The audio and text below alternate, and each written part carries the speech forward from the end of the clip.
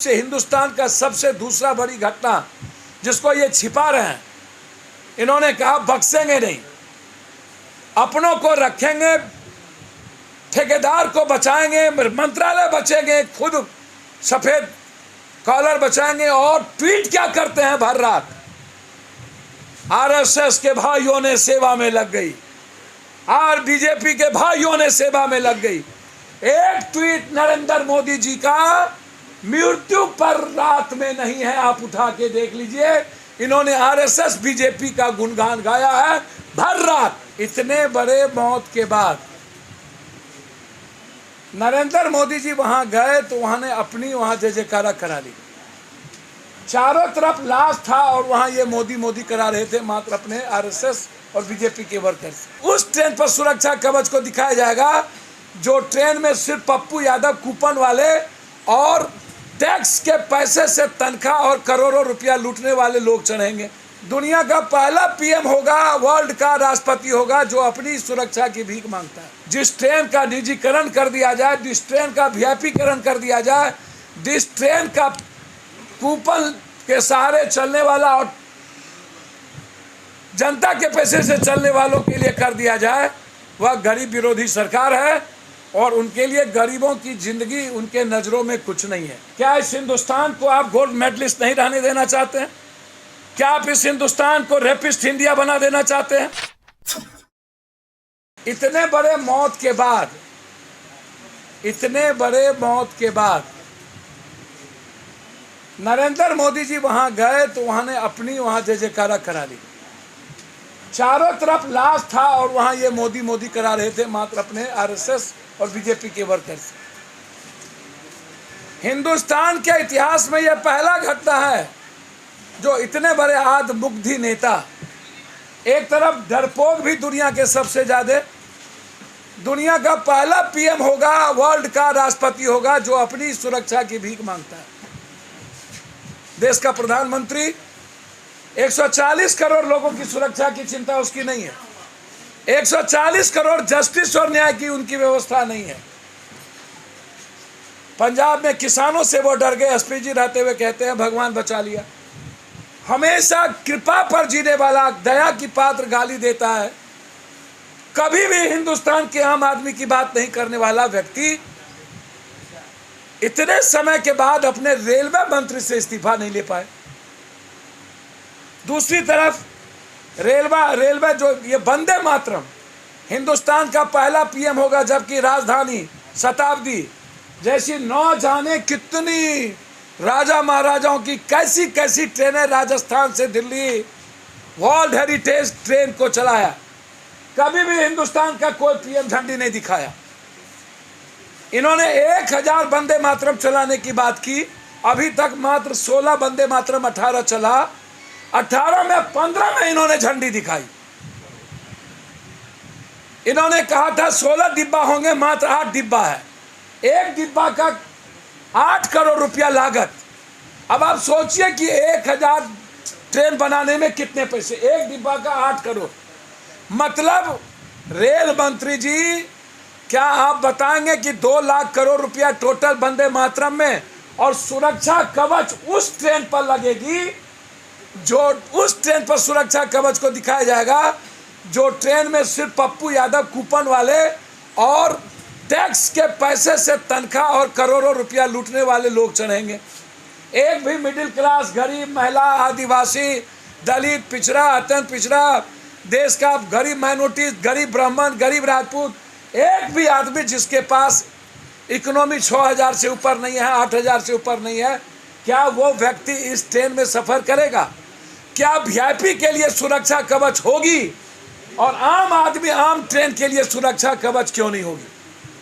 और जो घोषणा इन्होंने किया था कि ट्रेन एक्सीडेंट कभी नहीं करेगा, सुरक्षा कवच है, क्या हिंदुस्तान में हिंदुस्तान का सबसे दूसरा बड़ी घटना जिसको ये छिपा रहे हैं, इन्होंने कहा बख्शेंगे नहीं, अपनों को रखेंगे, ठेकेदार को बचाएंगे, मंत्रालय बचेंगे, खुद सफेद कॉलर बचाएंगे। और ट्वीट क्या करते हैं भर रात, आरएसएस के भाइयों ने सेवा में लग गई, और बीजेपी के भाइयों ने सेवा में लग गई। एक ट्वीट नरेंद्र मोदी जी का मृत्यु पर रात में नहीं है, आप उठा के देख लीजिए। इन्होंने आरएसएस बीजेपी का गुणगान गाया है भर रात। मेरा सवाल है देश के प्रधानमंत्री से, सुरक्षा कवच सिर्फ वीआईपी के लिए क्यों?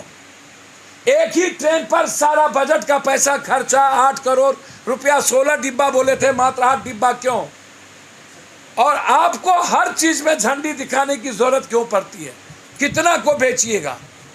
क्या हमारी पार्टी किसी भी कीमत पर देश के रेलवे मंत्री से अविलंब इस्तीफा चाहती? यदि वो नहीं दे रहा है, इसके लिए हमारा आंदोलन जारी होगा। दूसरी चीज, ये नरेंद्र मोदी जी की सरकार, इससे साफ जाहिर होती है गरीब किसान, महिलाओं और युवाओं की सरकार नहीं है। जिस ट्रेन का निजीकरण कर दिया जाए, जिस ट्रेन का वीआईपीकरण कर दिया जाए, जिस ट्रेन का कूपन के सहारे चलने वाला और जनता के पैसे से चलने वालों के लिए कर दिया जाए, वह गरीब विरोधी सरकार है और उनके लिए गरीबों की जिंदगी उनके नज़रों में कुछ नहीं है। दूसरा, 8 जून को महिला पहलवान के सवाल पर महाधरना की होगी पटना में।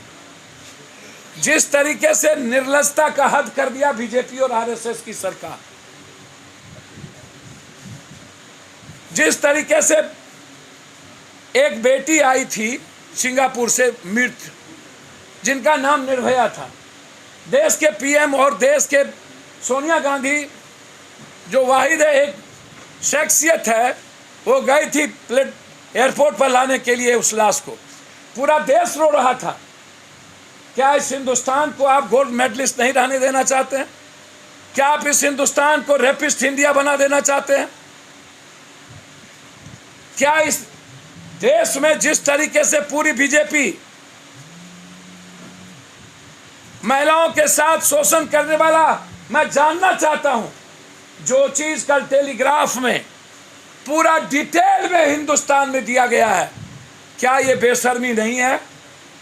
क्या ये देश के बेटी बचाओ बेटी पढ़ाओ जो वो बात जो उसने कही थी, उसने क्या हमेशा, आप उठा करके देख लीजिए, लगभग गिनों के लोग ऐसे बलात्कार के केस में फंसते हैं नेता। कब न्याय मिलेगी? और उसको भी जाति से जोड़ दिया इन लोगों ने, जाट और गुज्जर से। बेटी को जाट से जोड़ना, जाति से जोड़ना, बारे बा। मुजफ्फरपुर में ऑनर किलिंग होगी बेटी की। एक गरीब की बेटियों को पातेपुर में कल 6 लड़के ने बलात्कार करके फेंक दिया। हिंदुस्तान की जनता क्यों सोई हुई है? और मैं आज सीधा आरोप लगाता हूं, मोदी जी के अनंत नफरत और अनंत झूठ के बाद हिंदुस्तान की जनता और मोदी गोदी मीडिया, क्या कारण है कि आज भी गोदी मीडिया मोदी जी को जिंदा रखना चाहती है और हिंदुस्तान की जनता चुप क्यों है, मौन क्यों है, सड़कों पर क्यों नहीं है, क्यों कैंडल नहीं जल रहा है? ये सवाल है। इसीलिए पहलवान की लड़ाई हम 8 तारीख को शुरू करेंगे पटना से, और उसके बाद जो निर्णय खाप का होगा उसके साथ हम लोग पूरा प्रदेश खड़े रहेंगे। पूरा प्रदेश में धरना होगा, राजभवन मार्च करेंगे। जब तक बेटियों को न्याय नहीं मिलता है तब तक चैन से नहीं बैठेंगे। ये मैं आपको बहुत क्लियर कह देता हूँ। और 8 तारीख को मेरी घोषणा साफ है, बचाओ बेटी बचाओ। इतनी बड़ी घटना होगी, युवा शक्ति और पप्पू ब्रिगेड मिल करके पार्टी को ताकत देगी। और मैं उम्मीद करता हूँ कि 8 तारीख को पप्पू ब्रिगेड और युवा शक्ति पार्टी का जो निर्णय है उसमें भागीदारी मजबूती के साथ निभाएगी। और गवर्नर हाउस मार्च में हम दोनों को देते हैं कि बड़ी उम्मीद के साथ आगे बढ़ें। ये दोनों को मनोनीत किया गया है। चलिए, बहुत बहुत धन्यवाद।